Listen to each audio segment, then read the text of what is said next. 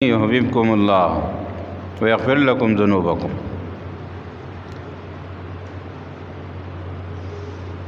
یہ دعویٰ انسان کرتا ہے کہ مجھے اللہ سے محبت ہے۔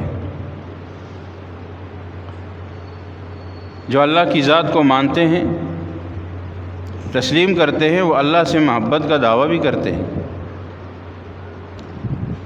اس کے لیے بھی اللہ تبارک و تعالیٰ نے شرط لگائی کہ اگر اللہ سے محبت کا دعویٰ ہے تمہارا تو رسول اللہ صلی اللہ علیہ وسلم کی اتباع کرو۔ پیغمبر کی اتباع کرنے کے نتیجے میں اللہ تبارک و تعالیٰ بھی تم سے محبت کرے گا۔ یک طرفہ محبت سے کام نہیں چلتا۔ دنیا میں بھی اگر ایک طرف سے محبت ہے ایک شخص کی دوسرے سے تو بات پوری نہیں ہوگی، دوستی مکمل نہیں ہوگی، تعلق مکمل نہیں ہوگا جب تک دوسری جانب سے بھی دوستی اور محبت کا تعلق نہ ہو۔ اسی طرح اگر ہم اللہ تبارک و تعالیٰ کی ذات سے کسی کو محبت کا دعویٰ ہے تو یہ ایک طرف کے دعوے سے کام نہیں چلے گا، اللہ کی محبت بھی اس کے ساتھ ہونی چاہیے، اور وہ تب ہوگی جب کوئی شخص پیغمبر علیہ الصلوۃ والسلام کی زندگی کو اپنے لیے نمونہ بنائے۔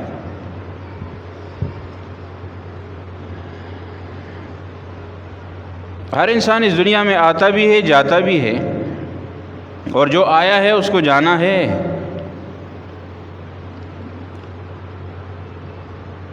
لیکن اصل میں دار و مدار جو ہے یہ اس پیدائش اور وفات، آنے اور جانے کی بیچ کی زندگی کے ساتھ ساری چیزوں کا واسطہ ہوتا ہے۔ کامیابی کا دار و مدار اسی پر ہوتا ہے۔ اور دنیا مزرعۃ الآخرہ جیسے حدیث میں آتا ہے کہ دنیا آخرت کی کھیتی ہے، یہاں جو بو گے وہاں پر کاٹو گے، یہ کھیتی ہے اور فصل آپ کو وہاں ملے گی، اس کا نتیجہ آپ کو وہاں ملے گا۔ تو یہ جو پوری زندگی انسان کی ہوتی ہے، اصل دار و مدار آخرت کا اسی زندگی پر ہے، اور عام مسلمانوں کا، ہم سب کا، یا تمام انسانیت اور جنات کا سب کا دار و مدار کامیابی کا اسی پر ہے کہ وہ رسول اللہ صلی اللہ علیہ وسلم کی زندگی پر عمل کریں، اسے اپنی زندگی اسی طرح بنائیں۔ پیدائش یا وفات، آنا اور جانا اصل چیز یہ نہیں ہے، اصل چیز یہ ہے دعوت جس کی طرف دی گئی ہے عمل کی، وہ ہے اس کے درمیان کی جو زندگی ہے۔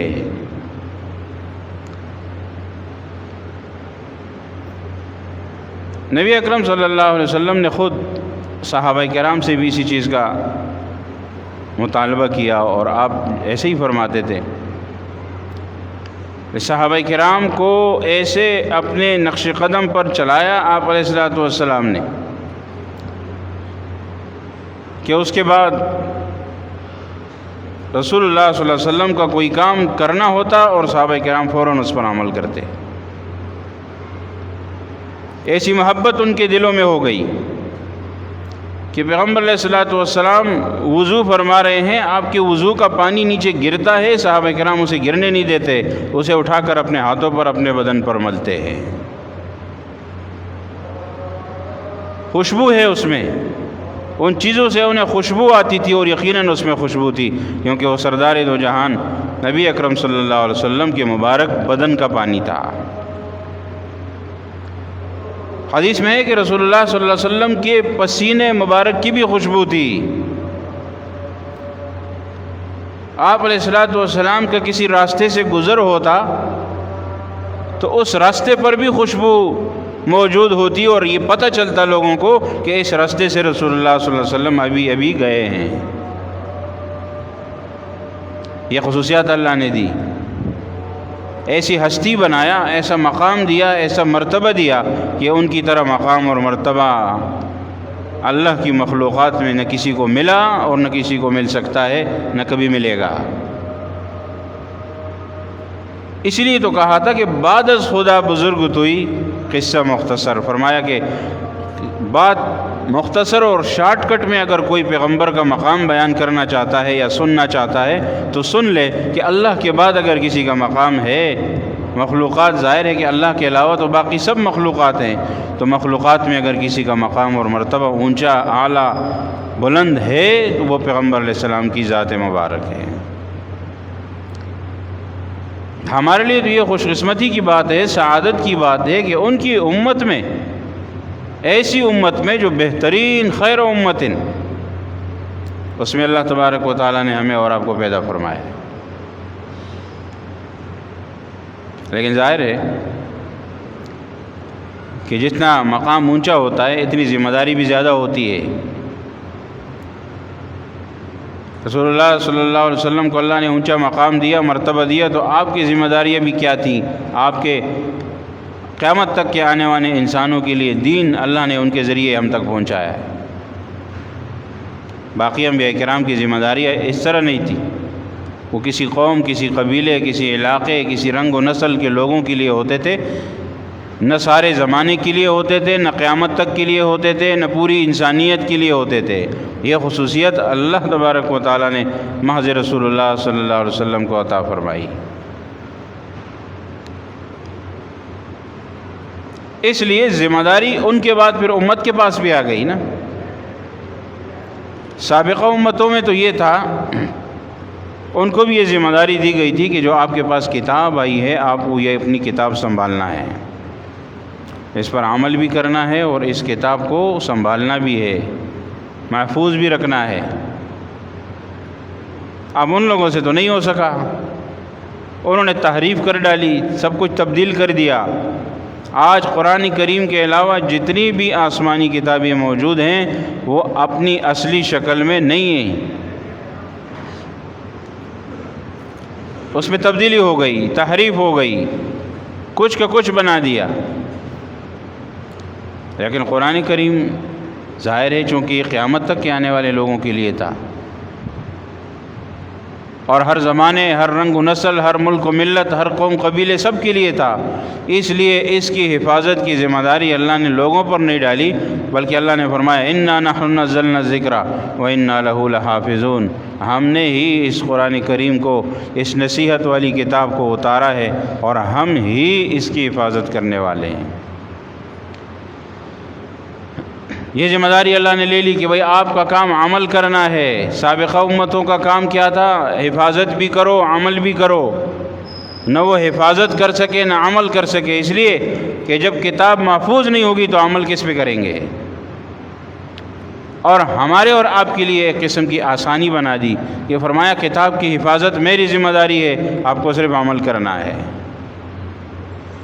ہر زمانے میں قرآن کریم شروع سے لے کر آج تک کوئی شخص قرآن کے، جتنے بھی اسلام کے، قرآن کے دین کے دشمن ہیں، انہوں نے کبھی بھی قرآن کریم میں اپنی کوشش کے باوجود وہ قرآن کریم میں ایک زیر و زبر یا نقطے کی کمی بیشی ثابت نہیں کر سکے، اور نہ کبھی قیامت تک کر سکیں گے۔ بھائی دشمنوں کو تو موقع چاہیے ہوتا ہے۔ نبی اکرم صلی اللہ علیہ وسلم کے زمانے میں بھی تھے، مشرکین تھے، دوسرے لوگ جو قرآن کو نہیں ماننے والے، اور اب تک کی سلسلہ جاری ہے، قیامت تک ہوگا، بلکہ اب تو اور زور شور سے جاری ہے۔ یہ قرآن کریم کو کبھی نعوذ باللہ اس کی توہین کرتے ہیں، کبھی اس کو آگ میں جلاتے ہیں، کبھی اس کو پھاڑتے ہیں، کبھی کیا کرتے ہیں، کبھی کیا کرتے ہیں، یہ جو جتنے دشمنان ہیں، اور کبھی رسول اللہ صلی اللہ علیہ وسلم کے خاکے بنا لیں گے، کبھی ان کی توہین کریں گے، لیکن یہ کبھی اس میں غلطی ثابت نہیں کر سکتے، کبھی اس میں کوئی کمی بیشی، انسانیت کے لیے کوئی ایسا حکم جس میں کوئی انسانوں کا نقصان ہو، کوئی ایسی بات جس میں جو نقصان والی بات ہے، جو لوگوں کے فائدے کے لیے نہیں ہے، ایسا کرنے کا کام ہے جس سے لوگوں کو نقصان ہو رہا ہے، یا ایسا نہ کرنے کا کام ہے جس سے لوگوں کا نقصان ہے، یعنی قرآن نے منع کیا اور لوگوں کا فائدہ ختم ہو گیا، نہیں، ایسی کوئی بات ثابت نہیں ہو سکی آج تک۔ جتنے بھی حکم احکام ہے، کرنے کے کام ہے، اس میں لازمی طور پر کوئی نہ کوئی فائدہ ضرور ہے، دنیا کا بھی ہے، آخرت کا بھی ہے، اور جتنے کاموں سے منع کیا اس میں لازمی طور پر نقصان ہے، دنیا کا بھی اور آخرت کا بھی، اس لیے تو منع کیا ہے۔ لیکن یہ چیز ثابت نہیں کر سکا کوئی آج تک کہ اس میں ایسی کوئی بات ہو، کوئی ایسی بات ہو جس سے لوگوں کو نقصان ہو، کوئی ایسی بات ہو جس سے لوگوں کا فائدہ ہو، نہیں، ایسی کوئی بات ثابت نہیں ہو سکی آج تک۔ کہ اس میں ایسی کوئی بات ہو کہ اس میں لازمی طور پر کوئی نہ کوئی فائدہ ضرور ہے، دنیا کا بھی ہے، آخرت کا بھی ہے، اور جتنے کاموں سے منع کیا اس میں لازمی طور پر نقصان ہے، دنیا کا بھی اور آخرت کا بھی، اس لیے تو منع کیا ہے۔ لیکن یہ چیز ثابت نہیں کر سکا کوئی آج تک کہ اس میں ایسی کوئی بات ہو جب یہ بات ثابت نہیں کی جا سکتی تو پھر کیا کرتے ہیں؟ مجبور ہو کر پھر اپنا غصہ نکالتے ہیں، پھر کتاب کی توہین، پیغمبر کی توہین، اللہ کی ذات کی توہین، مسلمانوں کی جذبات کو ابھارنا، مشتعل کرنا، پھر یہ کام کرتے ہیں۔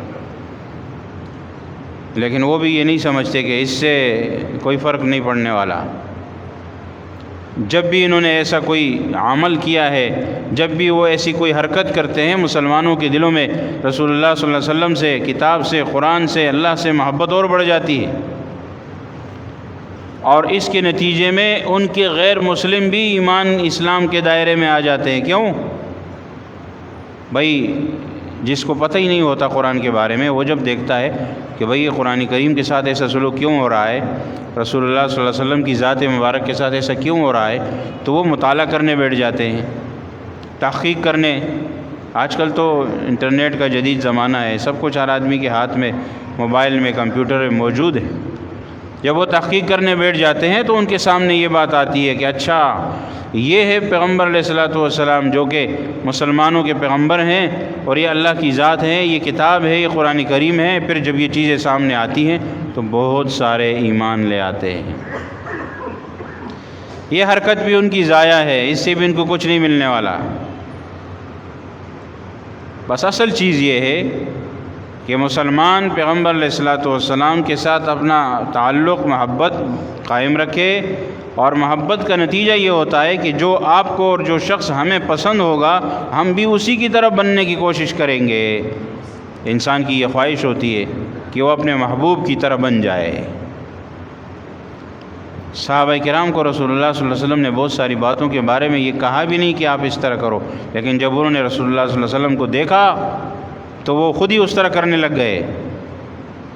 اور کئی مواقع ایسے آئے کہ کوئی ایسا کام تھا جو پیغمبر علیہ الصلوۃ والسلام کو، رسول اللہ صلی اللہ علیہ وسلم کو صحابہ کرام سے کروانا تھا، لیکن آپ کہہ نہیں پا رہے تھے، یا آپ نے کہہ دیا، وہ عمل صحیح نہیں کر پا رہے۔ جیسے صلح حدیبیہ کا موقع آیا، صلح ہوئی اور نتیجہ یہ نکلا کہ جی اگلے سال عمرے کے لیے آنا ہے، اس سال آپ کو اپنا احرام توڑنا ہے، آپ کو اس سال حلق کرنا ہے، احرام کو کھولنا ہے بغیر عمرہ کیے۔ تو یہ بات صحابہ کرام کو گوارا نہیں تھی کہ جی ہم اتنا دور سے آئے ہیں اور ہم اللہ کے گھر جا رہے ہیں، عمرہ کرنے جا رہے ہیں، مشرکین مکہ کون ہوتے ہیں ہمیں منع کرنے والے؟ یہ مکہ مکرمہ کیا ان کا ہے صرف؟ اور یہ اللہ کا گھر کیا صرف ان کا ہے؟ ساری دنیا سے لوگ آ رہے ہیں، عمرہ بھی کرتے ہیں، حج بھی کرتے ہیں، ہم کیوں نہیں کر سکتے؟ اور اس موقع پر رسول اللہ صلی اللہ علیہ وسلم نے ان کے ساتھ شرائط بھی لکھی۔ ان شرائط کے اندر بھی کچھ باتیں ظاہر ہے کہ صحابہ کرام کو بڑی شاق اور بھاری گزر رہی تھی، لیکن اب حکم تو تھا۔ حضرت عمر رضی اللہ عنہ، حضرت ابوبکر صدیق رضی اللہ عنہ کو سب سے پہلے اس بات پر اشکالات ہوئے کہ یہ کچھ شرائط ہمیں ایسی لگ رہی ہیں کہ جو ہماری ذرا کمزوری کی طرف جا رہی ہیں۔ تو پھر انہوں نے پوچھا کہ اللہ کی طرف سے آپ کو حکم ہے؟ تو آپ نے فرمایا اللہ کی طرف سے ہے۔ کہا ٹھیک ہے، جب اللہ کا حکم ہے تو پھر ہم کچھ نہیں کہہ سکتے۔ جب حلق کھولنے کا مسئلہ آیا، سر احرام کھولنے کا اور سر منڈانے کا، تو اس کے لیے بھی صحابہ کرام ظاہر حکم تو دے دیا گیا، لیکن ان کو بڑا بھاری گزر رہا تھا، تیار نہیں ہو پا رہے تھے۔ چنانچہ آپ علیہ الصلوۃ والسلام کو یہ مشورہ، یہ رائے دی گئی کہ ایسا کریں کہ آپ سب کے سامنے بیٹھ کر سر منڈائیں، بس یہ خود بخود کریں گے۔ چنانچہ ایسا ہی ہوا، پھر بولنے کی ضرورت نہیں آئی۔ جب آپ نے کیا تو بس لوگوں کے سامنے بات آ گئی کہ بھئی پیغمبر نے کیا تو پھر ہم کیا کریں گے، ہم نے بھی کرنا ہے۔ آج مسلمان کے دل میں بھی اگر یہ بات آ جائے کہ بھئی یہ جو عمل ہے یہ پیغمبر علیہ الصلوۃ والسلام کا مبارک عمل ہے، تو ہمیں یہ کرنا ہی کرنا ہے، چھوڑنا نہیں ہے، تو اس کے بعد آپ دیکھیں کہ ہم کیسے مسلمان بنتے ہیں اور کس طرح ہم دین پر عمل کرنے والے بنتے ہیں، اور کیسے پھر ہماری دنیا، آخرت تو آخرت ہے، دنیا کیسے بنتی ہے؟ یہ دنیا بھی بنے گی، کیونکہ دنیا کی عزت، دنیا کا مقام، مرتبہ یہ بھی اللہ نے دین میں رکھا ہے۔ جو جتنا دین پر عمل کرنے والا ہوگا، جتنا دیندار ہوگا، قرآن سے، حدیث سے، دین سے لگاؤ، محبت رکھے گا، اتنا اللہ اس کو دنیا میں بھی عزت دیں گے۔ اب دیکھتے ہیں بڑے بڑے ہمارے علماء ہیں، بڑے بڑے اکابرین بزرگ حضرات ہیں، بہت سارے حضرات کو ہم نے دیکھا بھی نہیں ہوتا، لیکن ان کا نام سنتے ہیں، ان کے نیک اور صالح دیندار اولیاء اللہ ہونے کی وجہ سے ہمارے دل میں ان کا احترام خود بخود اٹھتا ہے، خود بخود موجود ہوتا ہے کہ جی یہ ہمارے بڑے ہیں۔ کیوں؟ وہ دین کی برکت ہے، وہ دین پر عمل کرنے والے ہیں، وہ کامل مکمل دیندار ہیں، اولیاء اللہ ہے، اللہ کے دین کے ولی ہے۔ اور حدیث میں یہ آتا ہے کہ اللہ کے ولی کی نشانی یہ ہے کہ جب آپ اس کو دیکھیں گے آپ کو اللہ یاد آ جائے گا، آپ خود ایک چارج ہونا شروع ہو جائیں گے، آپ کی زندگی میں بھی تبدیلی آ جائے گی۔ اب یہ الگ بات ہے کہ ہم اس ماحول سے ذرا دور رہتے ہیں تو ایسے لوگوں سے ہمارا واسطہ ہی نہیں پڑتا۔ ہم نے صحیح معنوں میں اللہ کا ولی کبھی دیکھا ہو یا نہ دیکھا ہو، کیونکہ یہ تو تب دیکھیں گے جب نیک لوگوں کی صحبت میں جائیں گے، نیک لوگوں کے پاس، علماء اولیاء بزرگان دین کے قریب جا کر ان کو دیکھیں گے یا ان سے اپنا تعلق رکھیں گے۔ یہ کون رکھتا ہے؟ آج کا مسلمان دور کیوں ہو گیا؟ یہ پیر اور مرید کی جو بات آج سب جعلی پیر کی آوازیں لگتی ہے۔ کیوں؟ اس لیے کہ بھئی اصلی پیر، صحیح معنوں میں پیر اور مرشد وہی ہوتا ہے جو آپ کو اللہ سے ملا دے، رسول اللہ صلی اللہ علیہ وسلم سے ملا دے، آپ کو دین پر چلا دے، آپ کو دین کے احکام پر عمل کرنا آپ کے لیے آسان ہو جائے اس تعلق کے بعد۔ جو صحیح معنوں میں پیر ہوتا ہے، مرشد ہوتا ہے، وہ اپنے آپ سے کچھ نہیں بتائے گا، اس سے کوئی اپنا دین نہیں، الگ سے دین نہیں ہوتا، اس کا کام ہی یہ ہوتا ہے کہ وہ آپ کو اور ہمیں دین پر چلائے۔ اور ہم از خود اس لیے نہیں چل سکتے کہ ہم دین پر چلنے میں کمزور ہوتے ہیں، ماحول کا مسئلہ ہوتا ہے، اور خود ہماری ایسی غلطیاں ہوتی ہیں جس کو ہم ماننے کے لیے تیار ہی نہیں ہوتے۔ جب اولیاء اللہ کی صحبت آتی ہے پتہ چلتا ہے کہ میں تو اندر سے بہت خراب ہوں، مجھ میں تو حسد ہے، کینہ ہے، بغض ہے، تکبر ہے، یہ سب دل کی بیماریاں ہیں روحانی، اور یہ ایسی چیزیں ہیں کہ یہ جب تک آپ کی اور ہمیں کوئی نشاندہی نہ کرے، مرشد اسی کو کہتے ہیں کہ وہ یہ نشاندہی کرتا ہے کہ آپ میں یہ بات درست نہیں ہے۔ جب ہمارے ہاں صحیح معنوں میں یہ نظام تھا، خانقاہی نظام تھا، اور اس طرح دوسرے حضرات اور یہ اولیاء کرام سے لوگوں کا رابطہ ہوتا تھا، خط و کتابت اس زمانے میں ہوتی تھی، وہاں جا کر ان کی صحبت میں بیٹھتے تھے، دن گزارتے تھے، تو اس میں یہ ہوتا تھا کہ وہ ان کے سامنے اپنی بات رکھتے کہ اپنی جو پیر صاحب مرشد ہوتے تھے کہ جی فلانا گناہ مجھ سے نہیں چھوٹ رہا، فلانا گناہ مجھ میں ہے، فلانی عیب ہے، قصور ہے جو مجھ سے چھوٹتا نہیں ہے، آپ کوئی طریقہ کار بتائیں۔ پھر وہ ترتیب سمجھاتے تھے کہ یوں کریں یوں کریں۔ کون آج کل تو ہم سب سے پہلے اپنی گناہ، اپنی غلطی، کوتاہی، کمی کو ماننے کے لیے تیار نہیں ہے۔ آج کا مسلمان اپنی کوتاہی، غلطی ماننے کے لیے تیار ہی نہیں ہے۔ آپ ان سے اگر کوئی کہے بھی صحیح کہ جی آپ میں یہ بات ٹھیک نہیں ہے، کہتے جاؤ اپنا کام کرو۔ آپ کون ہوتے ہو ہمیں سمجھانے والے؟ والد بیٹے کو کہے تو والد کے لیے بھی یہی جواب ہوتا ہے، ماں بیٹی سے کہے تو ماں کے لیے بھی یہی جواب ہوتا ہے، استاد شاگرد کو کہے تو استاد کے لیے بھی جواب ہوتا ہے کہ جی آپ کا کیا کام ہے۔ اب جو تربیت کرنے والے ہیں ان کو تربیت نہیں کر پاتے، اور جو تربیت لینے والے ہیں وہ تربیت لیتے نہیں ہیں، اور جو تربیت دینے والے ہیں ان کی خود کی تربیت نہیں ہوتی۔ بھائی استاد اگر بچوں کی تربیت کرے گا پہلے خود تو سیکھے، اب اگر وہ خود دیندار ہوگا تو بچوں کو دیندار بنائے گا، اور والدین خود دیندار ہوں گے تو بچوں کو دین پر لائیں گے۔ اگر ان کے ہاں دین کی اہمیت نہیں ہوگی وہ صبح فجر کے وقت بچے کو اسکول کے لیے اٹھائیں گے، نماز کے لیے نہیں اٹھائیں گے۔ یہ ہوتا ہے جب صبح سویرے اسکول کا وقت لگتا ہے، اب گلی کوچوں میں دیکھیں گے فجر کی نماز سے پہلے بچے کھڑے ہوتے ہیں، اسکول کی گاڑی کا انتظار کر رہے ہوں گے، جی اسکول کی گاڑی آ رہی ہے، اور ان کے والدین ان کو اسی وقت صبح سویرے اٹھا دیتے ہیں۔ لیکن یہ سوال اگر آپ پوچھیں کہ جی نماز پڑھی ہے، یا ان بچوں کو والدین نے نماز پڑھائی ہے، پھر نماز کے بعد اسکول کے لیے تیار کیا، تو اگر ایسے والدین ہیں تو بہت بڑی بات ہے، اچھی بات ہے۔ لیکن ایسا لگتا نہیں ہے، کیوں؟ اس لیے کہ نماز کے وقت میں تو وہ اسکول کے لیے کھڑا ہے، نماز کے اوقات میں تو وہ اپنے تعلیم کے لیے جا رہا ہے، وہ ضروری ہے، یہ ضروری ہے۔ یہ مسلمان کا بیٹا ہے، مسلمان کی بیٹی ہے، جس اسکول میں پڑھ رہا ہے یا پڑھ رہی ہے یہ بچی یا بچہ، وہ اسکول والے بھی مسلمان ہیں، وہ ادارہ بھی مسلمانوں کا ہے، یہ ملک بھی مسلمانوں کا ہے، تو پھر سوال یہ پیدا ہوتا ہے کہ اس کے ہاں نماز کی اہمیت کیوں نہیں ہے؟ تعلیم کی اہمیت تو ہے، تعلیم تو آپ کو وہ تعلیم کریں جو آپ کو اللہ سے ملائے، یہی نماز روزہ حج زکوٰۃ آپ کو سکھائے، ورنہ تو اس تعلیم کا کیا فائدہ؟ یہ تو صرف ڈگری لینے والی بات ہے کہ آپ ڈگری کے لیے کر رہے ہیں کہ آپ کو سند ملے گی، سرٹیفکیٹ ملے گا اور کسی دفتر میں بابو لگ جائیں گے، کلرک لگ جائیں گے، بات ختم ہو جائے گی۔ اس کے لیے انسان پیدا نہیں ہوا، یہ مقصد نہیں ہے انسان کی پیدائش۔ اس لیے والدین بھی تو یہ دیکھیں کہ اللہ نے ہمیں اولاد دی ہے، اب ہماری بھی کچھ ذمہ داری ہے کہ ان کو دین پر چلنے والا بنائیں، ان کو دیندار بنائیں۔ پیغمبر علیہ الصلوۃ والسلام کی جو سیرت ہے وہ سیرت اپنے اندر بھی اور اپنی اولاد میں بھی لائیں۔ 12 ربیع الاول کا دن آتا ہے تو تقاضا اس سے کیا ہے، ہم سے کیا تقاضا ہے اس کا؟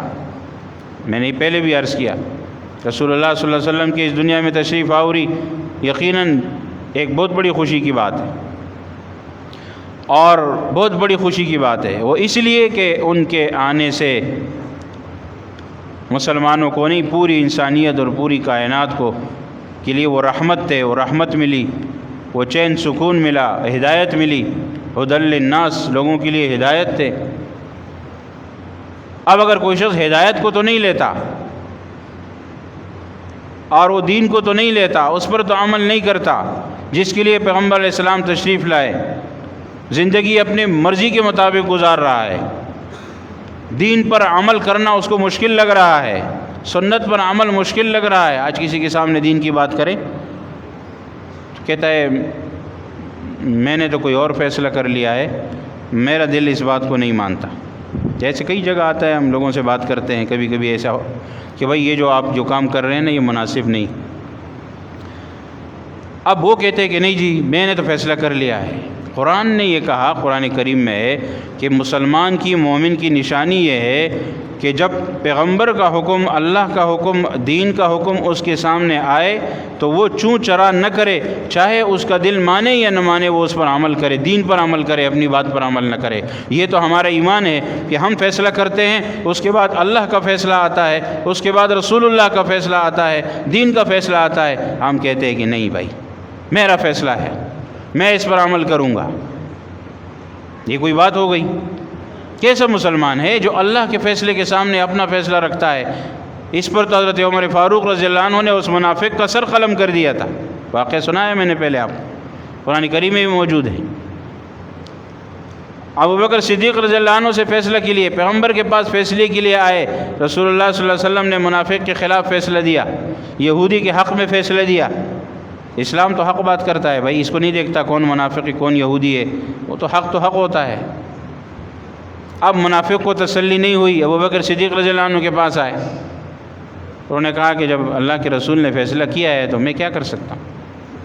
حضرت عمر رضی اللہ عنہ کے پاس آئے، حضرت عمر رضی اللہ عنہ نے بھی یہی پوچھا کہ کس سے فیصلہ کرایا، اور انہوں نے کہا کہ ہاں اللہ کے رسول صلی اللہ علیہ وسلم سے فیصلہ کرایا ہے۔ یہودی نے بھی کہا، یہودی کے حق میں ہوا، اس نے کہا اللہ کے رسول نے فیصلہ کیا ہے۔ حضرت عمر نے فرمایا اچھا اللہ کے رسول کا فیصلہ ہوا پھر بھی میرے پاس آ رہے ہو، عجیب بات ہے بھائی، میں ان سے آگے تو نہیں ہوں، ان سے اونچا تو نہیں ہوں۔ وہ جا کے تلوار لائے، منافق کو تو سر قلم کر دیا، وہ بہت بڑا ہنگامہ ہو گیا تھا جس کا ذکر پھر قرآن کریم میں بھی موجود ہے، وہ لوگ آئے بھی تھے، فرمایا یہ مسلمان ہی نہیں ہے، یہ تو منافق ہے۔ اب پتہ چلا، پہلے تو پتہ نہیں تھا نا، یہ تو اب ہم کہہ رہے ہیں کہ یہ منافق ہے، اس وقت تو پتہ نہیں تھا، وہ تو اپنے آپ کو مسلمان کہہ رہا تھا۔ لیکن جب بات واضح ہو گئی کہ پیغمبر کا فیصلہ نہیں مانتا ہے، یہ سر قلم کرنے لائق ہے، یہ پھر دوسروں کے پاس کیوں جاتا ہے؟ حضرت عمر رضی اللہ عنہ نے فرمایا پھر میرے پاس کس لیے آئے؟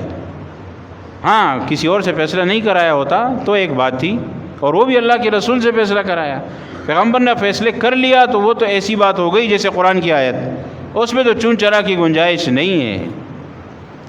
وما كان لمؤمن ولا مؤمنة اذا قضى الله ورسوله ان يكون لهم الخيرة من امرهم، سورہ احزاب میں موجود ہے۔ کسی مومن مومنہ کے لیے یہ مناسب نہیں ہے، یہ گنجائش ان کو نہیں ہے کہ اللہ اور اللہ کا رسول فیصلہ کرے اور اس کے بعد وہ اپنی مرضی چلائیں۔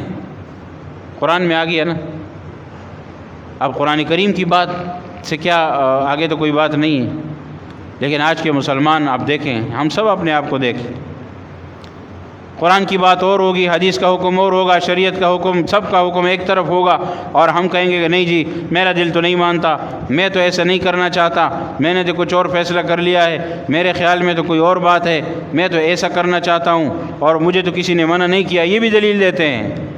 ایک آدمی سے بات ہوئی کہ یہ جو آپ کر رہے ہیں یہ شرعاً مناسب نہیں ہے، کہتے ہیں مجھے تو کسی نے کچھ نہیں کہا اور میرے گھر والے راضی ہیں، میرے بھائی بھی راضی ہیں، میرے دوسرے رشتہ دار بھی راضی۔ بھائی ان کو نہیں ہوگا اس بات کا علم، یا وہ آپ کے سامنے کچھ کہہ نہیں پا رہے ہوں گے، یا کوئی بھی ایسی بات ہوگی، کہتے نہیں کسی نے کچھ کہا نہیں ہے۔ اس کا مطلب یہ ہوتا ہے کہ جب کسی نے کچھ نہیں کہا تو مولوی صاحب آپ کیوں کہہ رہے ہیں؟ بھائی میں تو اپنی طرف سے نہیں کہہ رہا ہوں، میں نے دین کی بات کی ہے، اللہ اور اللہ کے رسول کی بات کی ہے، وہ میرے لیے بھی ہے، آپ کے لیے بھی ہے۔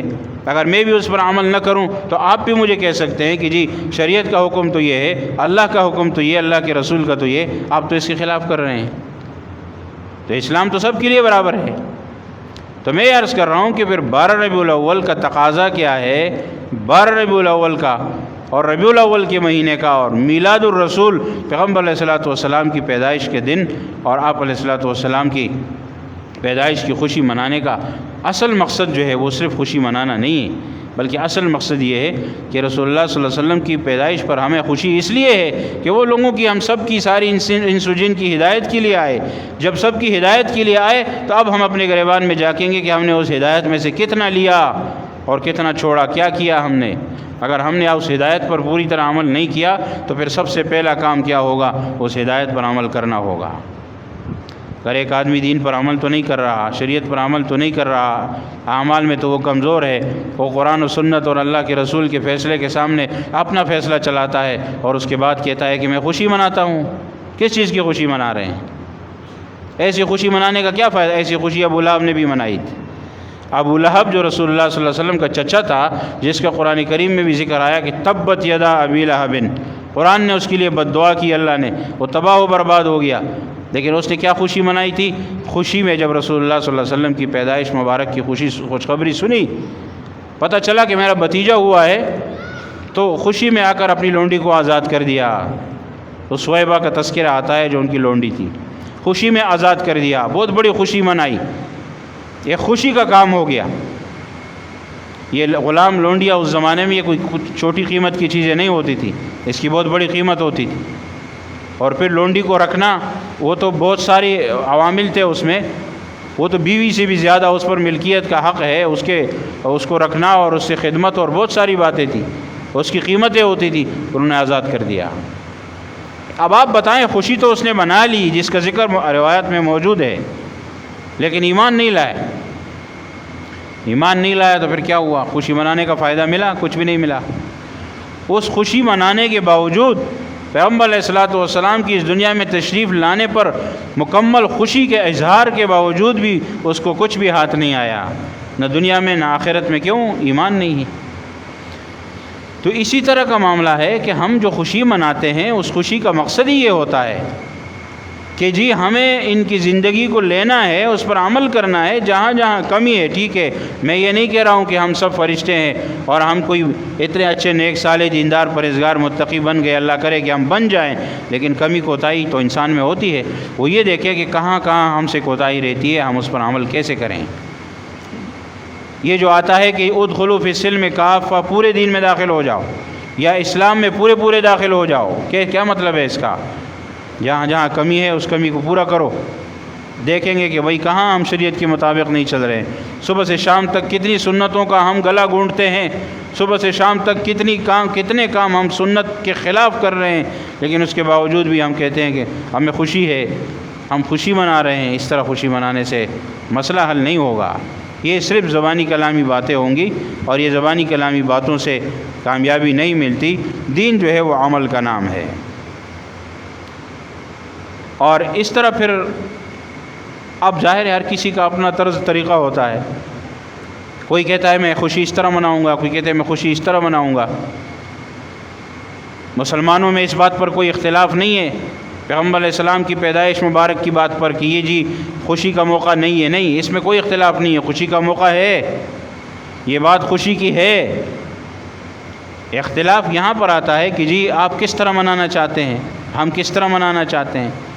تو بھائی اگر کوئی کسی طریقے سے مناتا ہے، ہم تو کہتے ہیں کہ جی جو طریقہ کار شریعت کا ہے، جو دین کا ہے، جس طرح صحابہ کرام نے جو جس پر عمل کیا، جس ترتیب سے کام کیا، اسی کو سامنے رکھنا ہوگا ہمیں۔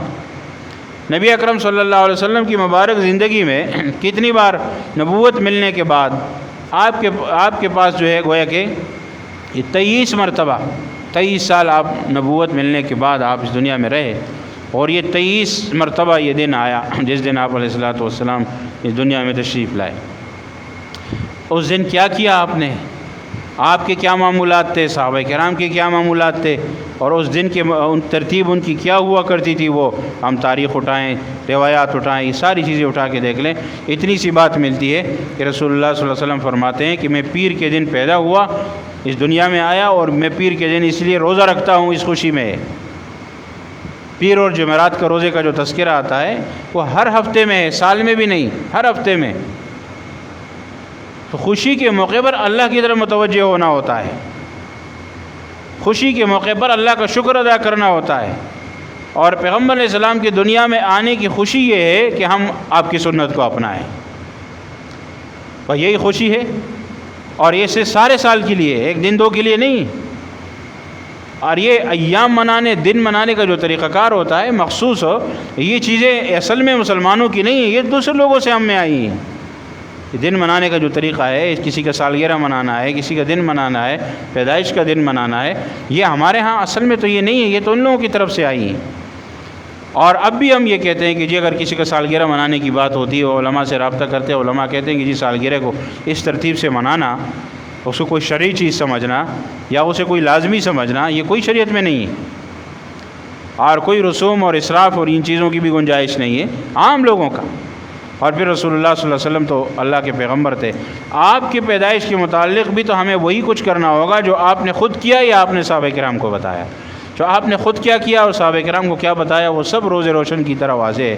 آج اس نام پر بہت سی چیزیں ہم کر لیتے ہیں، لیکن ہمارے پاس اس کا ثبوت نہیں ہوتا، ہم صرف یہ کہہ دیتے ہیں کہ جی ہم خوشی میں کر رہے ہیں۔ آپ کے ہاں اگر خوشی میں یہ سب کچھ کرنا ہے تو بھائی ٹھیک ہے، وہ آپ اپنے طور پر اس کو خوشی سمجھتے ہوں گے، لیکن ہم تو یہ کہتے ہیں کہ جو اللہ اور اللہ کے رسول نے بتایا ہے، خوشی میں بھی ہم وہی کچھ کریں گے، اور اگر غم اور افسوس کا موقع آتا ہے اس میں بھی ہم وہی کریں گے جو اللہ کا حکم اور اللہ کے رسول کا حکم ہوتا ہے، اپنی طرف سے ہم کچھ نہیں کریں گے۔ اب زمانے کے اندر جب نیا وقت آتا ہے، نئی چیزیں آتی ہیں، آپ دیکھیں گے روزانہ نئی چیزوں کا اضافہ ہوتا رہتا ہے۔ اور آج یہ بات عجیب ہو گئی ہے کہ بدعت کس چیز کا نام ہے؟ آخر دین میں کسی نئی چیز کا اضافہ کرنا، اس کو بدعت کہتے ہیں۔ لیکن آج لوگ دین میں بہت سی چیزوں کا اضافہ کر کے پھر کہتے ہیں کہ نہیں یہ تو ہم دین کے لیے کر رہے ہیں، اور پیغمبر کے زمانے میں تو ایسی بہت سی چیزیں نہیں ہوتی تھی، اور اس طرح جلسے جلوس اور دینی پروگرام اور یہ چیزیں تو نہیں ہوا کرتی تھیں، اور یہ سب آج ہو رہا ہے تو ہم بھی یہ چیزیں کرتے ہیں۔ بھائی پھر بدعت آخر کس چیز کا نام ہے؟ بدعت تو دین کے لیے ہی ہوتی ہے، اسی کو تو بدعت کہتے ہیں، کہ جو شخص دین سمجھ کر کوئی کام کر رہا ہے اور وہ دین ہے نہیں، اسی کو تو بدعت کہتے ہیں۔ ورنہ اگر دین سمجھ کر کوئی نہیں کرتا، ویسے ہی کرتا ہے تو کوئی بدعت نہیں ہے۔ ہم آزادی کا دن مناتے ہیں، یوم آزادی پاکستان کا دن آتا ہے، اپنے ملک کا دن مناتے ہیں، کوئی شریعت کے لیے نہیں مناتے، ثواب کے لیے نہیں مناتے کہ ہم 14 اگست منا رہے ہیں ثواب کے لیے منا رہے ہیں، نہیں۔ بہت سی جگہوں پر پروگرام ہوتا ہے، مدارس میں بھی ہوتا ہے، اسکولوں میں بھی ہوتا ہے، وہ ثواب کے لیے نہیں مناتے، وہ دین کا حصہ نہیں ہے، وہ ہمارا ایک قومی ایک پروگرام ہے، اپنے قومیت کی بنیاد پر مناتے ہیں کہ ہمارا ملک ہے، ہم اپنے ملک کے لیے ایک دن آتا ہے، اس دن ہم لوگوں کی ذہنوں میں اور دلوں میں اپنے ملک کی اہمیت اور آزادی کی تصور کو بٹھانے کے لیے ایک دن مناتے ہیں۔ جب تک کوئی چیز دین کے نام پر اور دین سمجھ کر نہ کی جائے، وہ دین کا حصہ ہی نہیں بنتا، اور نہ اس میں بدعت کی گنجائش آتی ہے۔ بدعت تب ہوگی جب دین کر کے، دین کہہ کے اور دین بنا کر اس کو کیا جائے۔ تو اس لیے ہمارے ہاں دین بنا کر، دین کی طرح، دین کے احکام سمجھ کر، ثواب سمجھ کر جتنے ہم خرافات میں لگ گئے آج، اور ایسے بہت سے خرافات میں لگ گئے کہ جس پر بڑے بڑے علماء، حتیٰ کہ وہ لوگ جو یہ چیزیں کرتے ہیں ان کے بڑے علماء بھی اس پر آج کل تنبیہ کرتے ہوئے نظر آتے ہیں کہ بھئی یہ آپ نے کیا شروع کر دیا ہے۔ رسول اللہ صلی اللہ علیہ وسلم کا یہ پیدائش مبارک کا دن ہے، تو پیغمبر کی سالگرہ منائیں گے، اور پھر کیک لائیں گے، پھر کیک کاٹیں گے، کون سی شریعت ہے؟ اور کیک پر پیغمبر کا نام لکھیں گے اور پیغمبر کے نام پر چھری چلائیں گے، یہ دین ہے، اس کو خود منع کر رہے ہیں بڑے بڑے علماء، اور جو طبقہ کرتا ہے ان کے علماء بھی منع کرتے ہیں بھائی یہ چیزیں دین اس طرح نہیں۔ صلح حدیبیہ میں رسول اللہ صلی اللہ علیہ وسلم کا نام جو ہے لکھا ہوا تھا محمد الرسول اللہ، تو مشرکین نے اعتراض کیا کہ ہم اس کو نہیں مانتے، اگر ہم محمد الرسول اللہ کو مانتے ہیں تو پھر لڑائی کس بات کی ہے؟ تو انہوں نے پیغمبر علیہ السلام سے کہا کہ آپ یہ کاٹ دیں، محمد الرسول اللہ یہ ہٹا دیں، رسول اللہ نہیں محمد ابن عبداللہ لکھیں۔ آپ سے ہم جو بات کر رہے ہیں وہ پیغمبر کی حیثیت سے نہیں کر رہے ہیں، آپ سے ہم بات آپ کی ذاتی حیثیت سے کر رہے ہیں۔ تو رسول اللہ صلی اللہ علیہ وسلم نے پھر صحابہ کرام کو کہا کہ مٹا دو۔ اس پر بھی میں نے شروع میں عرض کیا کہ صحابہ کرام بہت سی چیزوں پر راضی نہیں ہو رہے تھے کہ ہم تو آپ کو اللہ کا رسول مانتے ہیں، ہم کیوں مٹائیں؟ تو صحابی اس کو مٹانے کے لیے تیار نہیں ہے، اور آج کا مسلمان چھری چلانے کے لیے تیار ہے، پیغمبر کے نام پر چھری چلاتا ہے، محمد بھی لکھا ہوا ہے، اللہ بھی لکھا ہوا ہے، اور چھری چلا کر اس کو پھر کھاتا ہے۔ یہ دین تو نہیں ہے بھائی، ایسی چیزیں دین نہیں ہوتی۔ اس بات سے ہم اپنے آپ کو مسلمان ثابت کرنا چاہتے ہیں، اس سے ہم کیا مسلمان ثابت کریں؟ حدیث میں ہے کہ رسول اللہ صلی اللہ علیہ وسلم نے پھر خود صحابہ کو کہا کہ مجھے بتاؤ محمد الرسول اللہ، رسول اللہ کہاں لکھا ہوا ہے؟ آپ علیہ السلام پڑھے لکھے نہیں تھے، امی تھے۔ صحابہ نے کہا کہ یہاں لکھا ہوا ہے۔ آپ نے کہا ٹھیک ہے کاٹ دو، میں خود کاٹ دیتا ہوں۔ اب مسلمان جو ہے وہ ان باتوں میں پڑ گیا ہے۔ تو بہرحال خوشی ہر مسلمان کو ہے۔ دوسری بات سب سے بڑی یہ ہے کہ کسی پر یہ اعتراض کر دینا کہ تم خوشی میری طرح خوشی نہیں مناتے، لہٰذا تم گستاخ ہو، تم بے ادب ہو، تمہارے دل میں دین اسلام نہیں ہے، تم مسلمان نہیں ہو، یہ باتیں یہ کہاں سے اسلام کا طریقہ ہو گیا؟ اب میں نے ایک طریقہ بنا لیا ہے کہ بھئی میں مثال کے طور پر خوشی پیغمبر کی اس طرح مناؤں گا، اور جو بھی اس طرح نہیں منائے اس پر فتویٰ بھی لگاؤں گا کہ تم مسلمان نہیں ہو، تم گستاخ ہو، تمہارے دل میں پیغمبر کے آنے کی خوشی نہیں ہے، تمہارے دل میں جو ہے وہ اسلام کے لیے اور دین کے لیے پیغمبر کے لیے محبت نہیں ہے۔ یہ کوئی طریقہ ہے؟ اس لیے اگر کوئی اپنے طرز پر مناتا بھی ہے، غلط کرتا ہے، صحیح کرتا ہے، وہ بھی اس کا اپنا معاملہ ہے، اللہ کے سامنے جواب دہ ہوگا، لیکن کم از کم یہ تو نہ کرے کہ وہ جو نہیں منانے والے ان کو گستاخ بتا دے۔ بھئی تمام مسلمانوں کو اس بات پر خوشی یقیناً ہے، اور سب خوشی مناتے بھی ہیں، لیکن اپنا اپنا طریقہ ہوتا ہے۔ ہمارا طریقہ تو وہی ہے جو رسول اللہ صلی اللہ علیہ وسلم اور صحابہ کرام کا تھا کہ بھئی دین پر پوری طرح عمل کرو، بس یہ خوشی منانے کا دن ہو گیا۔ باقی یہ ہے کہ دن آ گیا، مہینہ آ گیا تو سیرت بیان کرو، سارا سال بیان کرو، لیکن ان دنوں میں خوب بیان کرو تاکہ ہم پیغمبر علیہ السلام کی زندگی پر عمل کرنے والے بن جائیں۔ بس یہ تقاضا ہے خوشی کا، یہ تقاضا ہے پیغمبر علیہ السلام کی دنیا میں تشریف آوری کا کہ ہم ان کی مبارک زندگی کو اپنے عمل میں لائیں۔ اللہ تعالی ہمیں صحیح معنوں میں متبع رسول سنت کی اتباع کرنے والا بنائے۔ وما الا البلاغ، سنت عقیدہ کی